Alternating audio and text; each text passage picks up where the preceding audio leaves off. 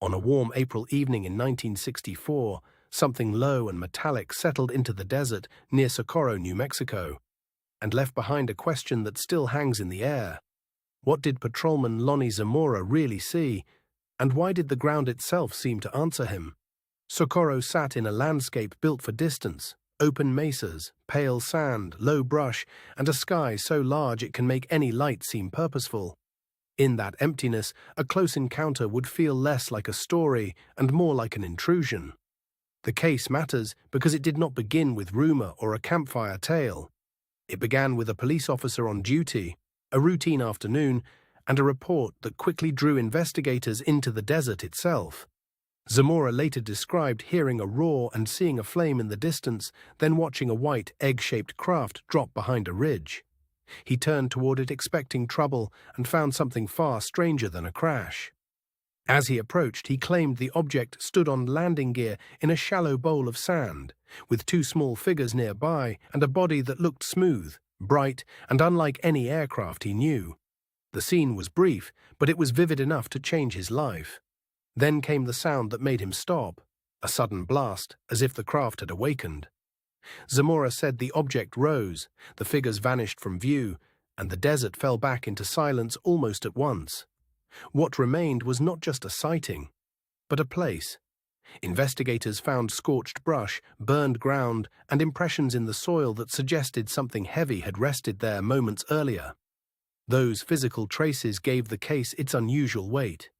In a field of fleeting lights and uncertain memory, Socorro offered marks on the earth, the kind of detail that invites both wonder and scrutiny. The first report spread quickly through local law enforcement and to Air Force investigators, who treated the event as more than a passing oddity. In 1964, that meant interviews, site visits, and a search for anything that could explain the shape of the story. Zamora was not known as a sensational witness. He was a working officer, and that mattered because his account stayed consistent in the basic outline. The flame, the landing, the figures, the takeoff, and the marks left behind. That consistency became one of the case's most compelling features. The details were not dramatic in a theatrical way, they were specific in the way real memories often are, anchored to sound, distance, and motion. The landing site itself was studied for clues about weight and duration. Supporters of the extraordinary interpretation point to the impression it left on the ground, as if something had briefly pressed the desert into a new shape. Another detail that keeps the case alive is the reported sound profile. Zamora did not describe a normal engine note, but a powerful roar that arrived with the craft and seemed to vanish with it.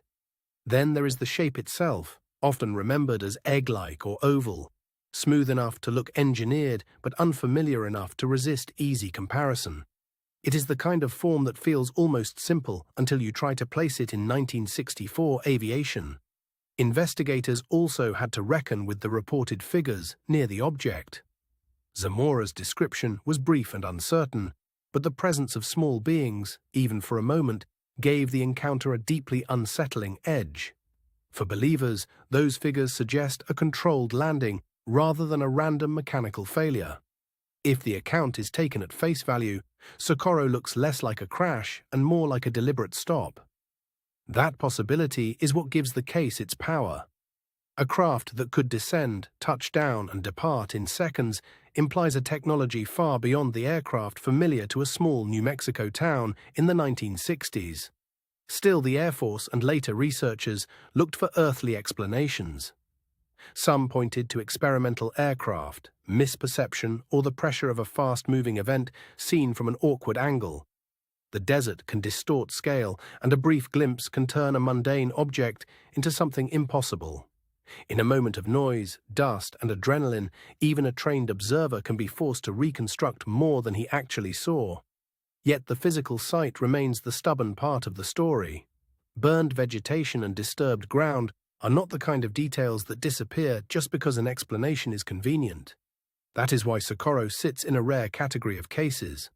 A witness with a professional background, a landing site with traces, and an event that unfolded in daylight rather than under the cover of night. The combination is hard to dismiss lightly. Even so, the record is not a perfect machine of certainty. Some details were reported after the fact. Some measurements depend on interpretation, and the broader context of 1960s UFO reporting invites caution. That caution matters, because history is full of strange encounters that soften when examined closely. But Socorro never fully softens. It keeps its shape, as if the case were built around a core that remains intact. The strongest believer's reading is simple and unsettling. Zamora may have seen a machine not made on Earth, briefly grounded in the New Mexico desert. If so, the landing was not a rumor at all, but a visitation with footprints. Skeptics answer with a narrower lens. They see a stressed witness, a fast event, and a landscape that can turn ordinary objects into extraordinary ones when viewed from the wrong angle and at the wrong speed. But even that reading leaves a residue. What object produced the flame Zamora described? What left the landing marks? And why did the scene appear so coherent to someone trained to notice details?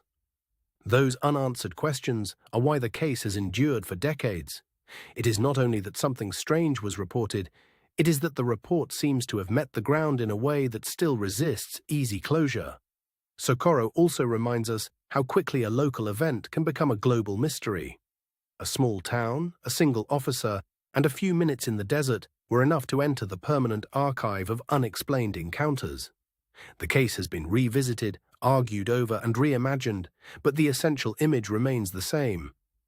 A bright object on the ground, a witness standing too close for comfort, and a sudden departure into open sky.